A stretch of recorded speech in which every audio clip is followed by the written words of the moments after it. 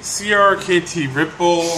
This is the larger model, the K415XPC Canonian design. So I'm finally going to do a review on this, and I made a whole bunch of videos. I'm going to match it all together. What do we have here? So I got this package to cover my address, and this is going to be a first impressions. I'm going to go ahead and mix it up, but I'm going to open up this package in front of you guys. Let's go and see what it is. Now this video could end really quick if this is not what I think it is. Let's take a look. I'm actually recording this video with flash this time around, see if the quality is any better. If it is, fantastic. If it's not, oh well. It is what I think it is. Yeah! That is the Canonian design CRKT Ripple 415, the large size. And this clamp pack. Only problem with this clamp pack, ooh, limited lifetime warranty. Only problem with this clamp pack is that I cannot save the package.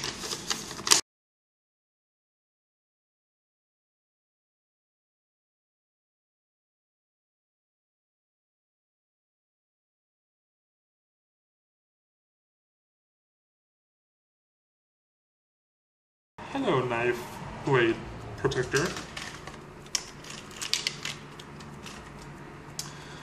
So this is the infamous CRKT, and okay, now I understand why people are raving about this knife. It is freaking smooth.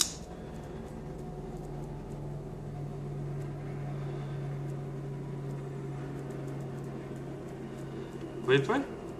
None. None left and right, none up and down. Wow. Interesting little knife. The blade isn't as polished as I'd like it to be. Weight, it's pretty good. Are you kidding? That is buttery smooth. It's very polished where that top part of the blade is rounded, and just me touching this will drop down the blade. That's interesting. Yeah, just touch the top of it. That is incredibly smooth. A month of use, not really a full month, but long enough. You know, I'm gonna start using these knives for less than a month because it's just taking way too long to pump them out there, and I'm dying to use other knives. So I say within 2 weeks, I kind of got an opinion on this, and it didn't change the last 2 weeks. So that's what's gonna happen. Let's go ahead and go on with the review here. First, this price point. These range from $35 to $45. Okay, 35 to 40, whatever. Whatever the least amount of price I'm giving you is kind of what I paid for. So I paid 35. I guess if you include tax, 38, shipping 40. So around there, okay, 35 to 40, but we'll just say 30, 35. We'll say $40 for the sake of this review. Okay, I put on a lanyard because this is tip down only. So that's price. Now, the $40 mark is pretty comparable to the Spyderco Tenacious. As far as price goes, this beats out a Spyderco Tenacious in my opinion, but it's a different type of knife. So I'm not going to really compare the two. This is a gentleman's folder, incredibly thin. I believe this is 2.9 ounces. And if I do have a video of weighing this, then you'll see it. Okay.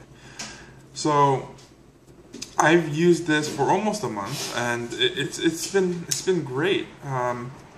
Really love it. Let's go ahead and go with the blade. This is an 8CR14 MOV, 8CR14 MOV, and it's a good blade. It held. This is the factory edge. I just stropped it. I say every time I used it, which is pretty much every day. So I've been stropping it pretty much every time I'm using it, and it kept a good edge. It's out of the box. I wouldn't say it's the best edge that I've had. Definitely could have been sharper, and I could definitely put my own edge on this and make it even sharper still. Cutting up all the leather. But I mean, I've been sharpening this pretty much daily, and the blade material, it's held its edge very well, never had to resharpen it. It is not, once again, it is not the sharpest out of the box at all. Without a strop out of the box, I had a hard time cutting through magazine paper. You'll probably see this. But after the strop, this thing just performs. Wouldn't say it's still the sharpest, but it performs much better. So magazine paper after a month of use, so it does good still. I could push cut slow, and obviously fast cuts will just tear this thing apart easily. So blade material, again, that 14. How am I showing you this?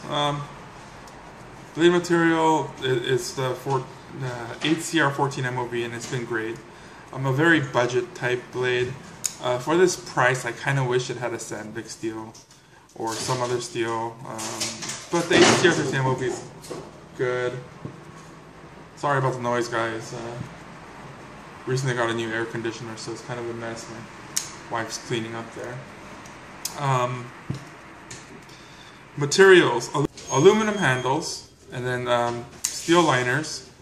And if you look in there, the steel liners is skeletonized. There's a whole bunch of holes in there to lighten this weight. Even on the aluminum handles, there's holes everywhere. The pocket clip holes following all the way down that match the handle.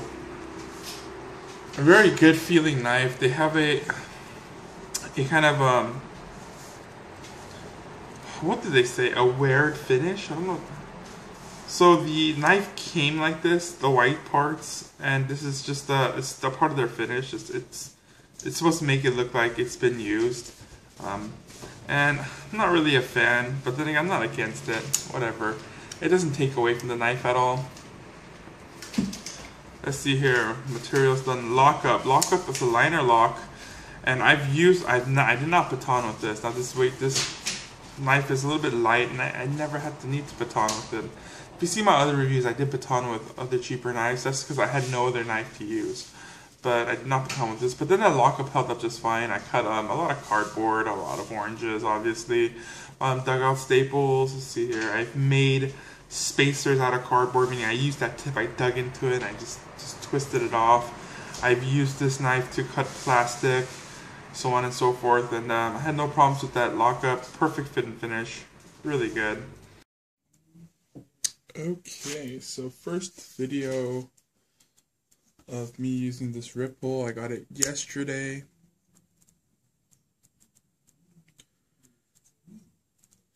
And oh yeah.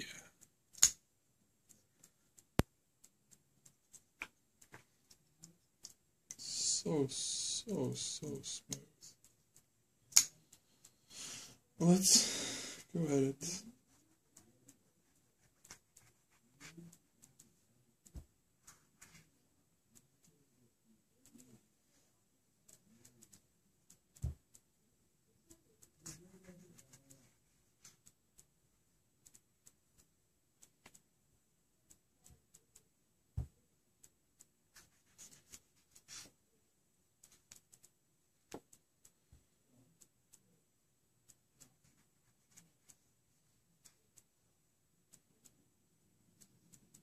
Brand new knife. It came decently sharp enough for me to use. Doesn't spew too much juice everywhere.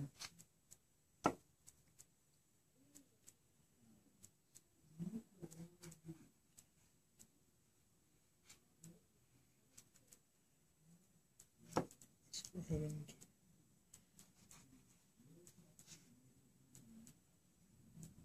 so it did pretty good.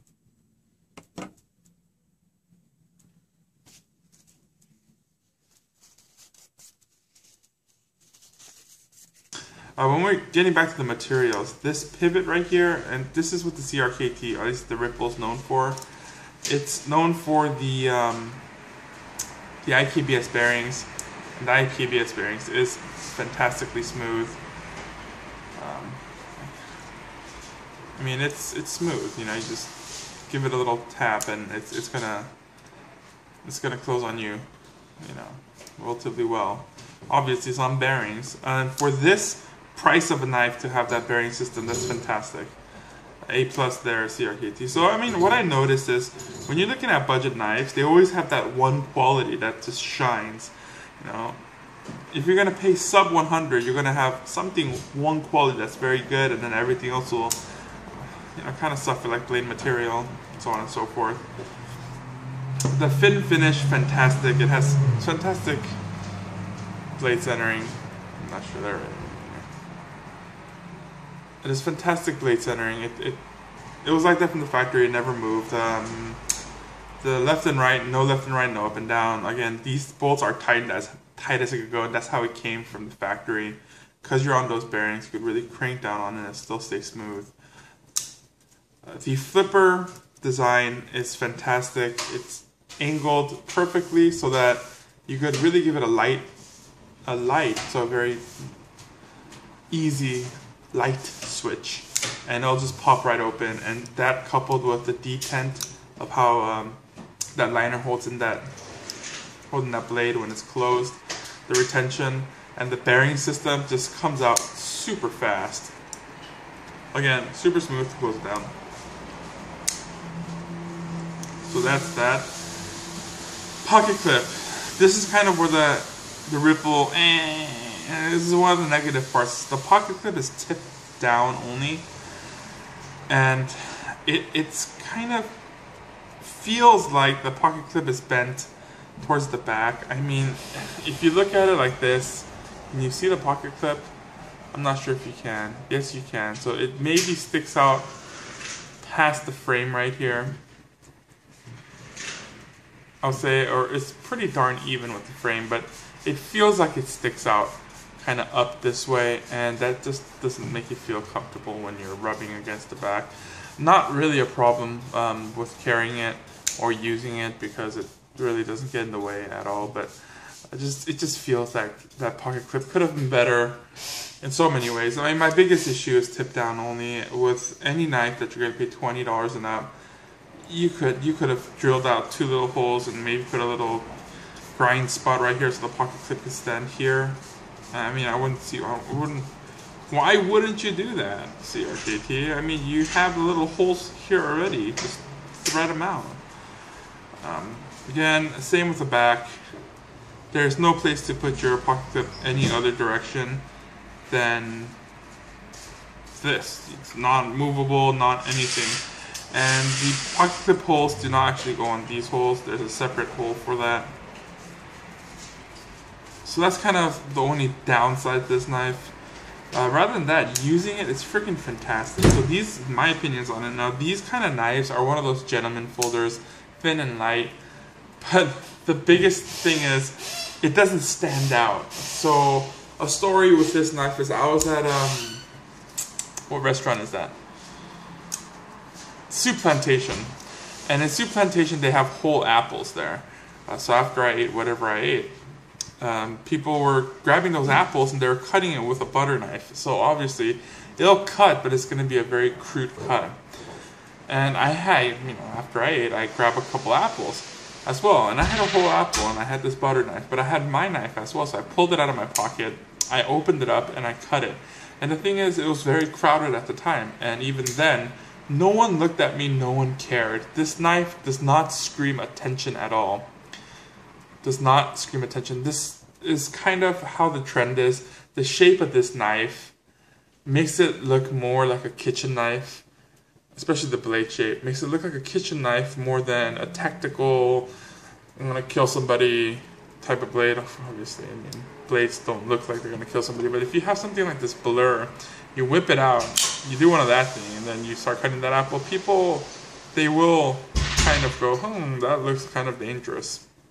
Okay, but with this Ripple, I got nothing like that at all. No attention whatsoever. This is perfect for office carry. People just don't think of this as too dangerous. They think of it as like a butter knife.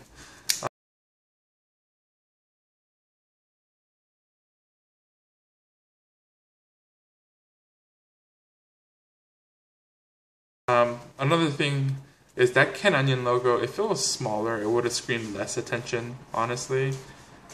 It would have, but again, it's big. You could have made it smaller. You don't really have to put a big canyon design on there. Small one right up here will be fine, but whatever, that's what they decide to do. So that's my opinions on it. Will I recommend this knife? Hell yes. Recommended by Cali Knife Guy. If you're looking for a knife that doesn't scream attention, really smooth, nice flipper, definitely get this knife. Now, how I alleviate that tip down pocket clip was I put a lanyard on here, and I have a video of me making this lanyard on camera. And then so instead of clipping it like this into my pocket, I just flip it around and I'll put it this way. So that when I do reach into my pocket, I'll just grab the lanyard and pull it out. And it's been working for me. I just pull it out of my pocket like such, and it's been working perfectly fine. That lanyard is the reason why the lanyard is there. Usually I don't put lanyards on my knives. So it helped, okay? Alright guys, so here's an example of that lanyard in use. Here's my jean pocket right here with the lanyard. I just pull off the lanyard and it comes out exactly where I want to pull it out. Go ahead and pop it back in. Such, lanyard kind of sticks out a little bit. Just pull it out. You're already, it's really easy to access.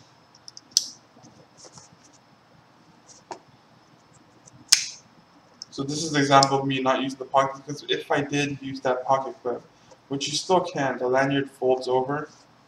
If I did use that pocket clip, first of all, the knife would be kind of showing, which doesn't matter, like I always say, because I have my t-shirt covering, but when I pull it out, it's not in the right position. And I don't want to, and there's nothing wrong with this tip down position, but you just got to remember to flip it out, and then see, I'm so used to doing this, instead pull the knife over and do that.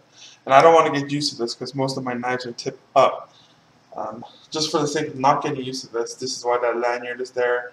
And I've been fooling around with it for a while, even if I put it in my main pocket, where it does dig deeper. As long as that lanyard kind of, you stick it out a little bit, you can go ahead and grab it and just pull it out and see how it pulls out to the position that I want it to pull out to. So let's go ahead and put it like this. The position you pull it in, that you put your knife in, is the position usually it's going to come out in, because your pockets are relatively flat. It's not going to go ahead and spin on there, but it's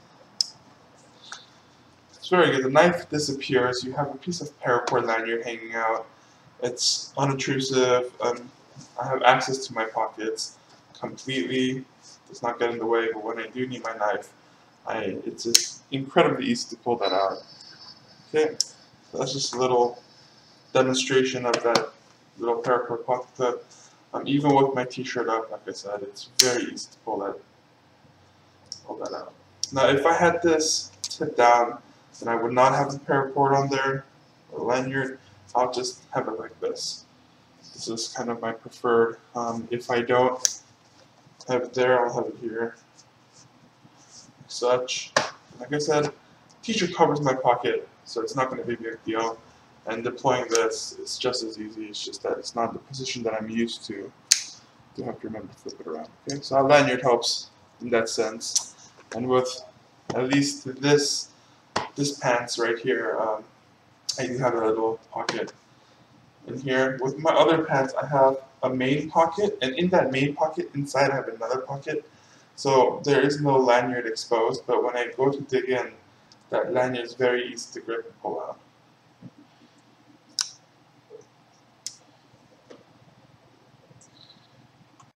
After a month of use, though, I do feel that this did get kind of boring. It's a fantastic flipper, don't get me wrong, but I just have so many knives and I want to use my other knives. I really do. Particularly this Ontario Rat 1. I just got this in. I'm going to have a first impressions video uploaded probably along with this one. This Ontario Rat 1 is so beautiful, and I thought this bearing, I thought this Ripple with the IKBS bearings was smooth, and the reason why it's so smooth is because of those bearings. But man, this Ontario, it's just as smooth as this Ripple, and this is not on bearings. So incredibly smooth. I could give it a couple shakes and just closes on its own. When I open that liner, when I unlock it, the blade falls. It just falls. It's incredible. This thing is smoother than my Benchmade. So again, I've been dying to use this, and I'm not going to use this for a month. It's a little big and intimidating for an office use, but I love this knife. I can't get over it, so I really want to review this, kind of get it out there. So I'll be retiring this Ripple. I'll probably sit in my little vape closet. I like this knife enough where I'm probably not going to sell it, but if I get enough good offers, then I'll just sell it. Not a big deal. So this is not one of the knives where I'm like, oh my god, I have to keep. Pocket clip has something to do with it. But definitely a good everyday carry for you guys that work in an office, that need a very slim knife that doesn't scream attention. This thing will scream attention, especially when you open and you hear it. So that it doesn't even make a loud click open noise. Do you hear that? It just doesn't compared to an Ontario. Again, this is not assisted. That compared to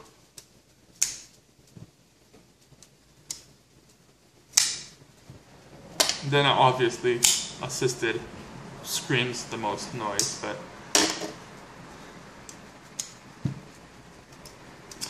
that is that. So it is highly recommended by me though. Definitely that pocket clip's the only negative I can see with this knife. Blade shape, again, it just does not scream attention. It screams, look, I have a kitchen knife. I'm gonna go dice some chives or cut a fruit. And I've been cutting so many fruit with this and I freaking loved it. So, good fruit knife. That's all I can say. Thank you for watching, guys. If you want another knife reviewed, again, you can try to post it. Let me see if it's worth me buying it. I'll try to save up enough money to buy it. But knives are not priority in my life. It's definitely a hobby, and I mean, I'm married, so my money is allocated to more family-based things. So that's that. All right, have a good one.